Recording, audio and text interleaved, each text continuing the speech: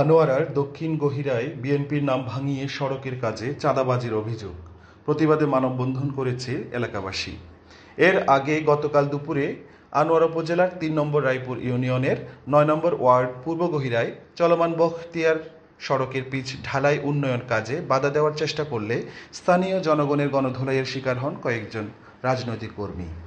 প্রত্যক্ষদর্শীদের মতে, স্থানীয় একটি রাজনৈতিক দলের ৭-৮ জন নেতাকর্মী মোহাম্মদিয়া দাখিল মাদ্রাসা এলাকায় গিয়ে রাস্তার কাজ বন্ধ করে দেন। তারা সংশ্লিষ্ট শ্রমিকদের হুমকি দিয়ে জানান তাদের অনুমতি ছাড়া কাজ করা যাবে না।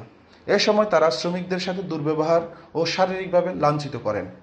স্থানীয় জনগণ বিষয়টি জানতে পেরে ক্ষুব্ধ হয়ে তাদের ধাওয়া করে এবং গণধোলাই দেয়।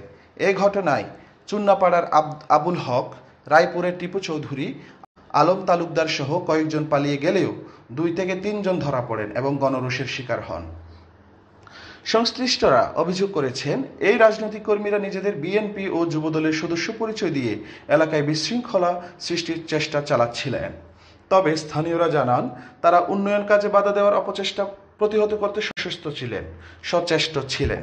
স্থানীয়দের দাবি, সড়ক উন্নয়ন কাজ যাতে নিরবিচ্ছিন্নভাবে চলতে পারে সেজন্য প্রশাসনকে কার্যকর ব্যবস্থা নিতে হবে।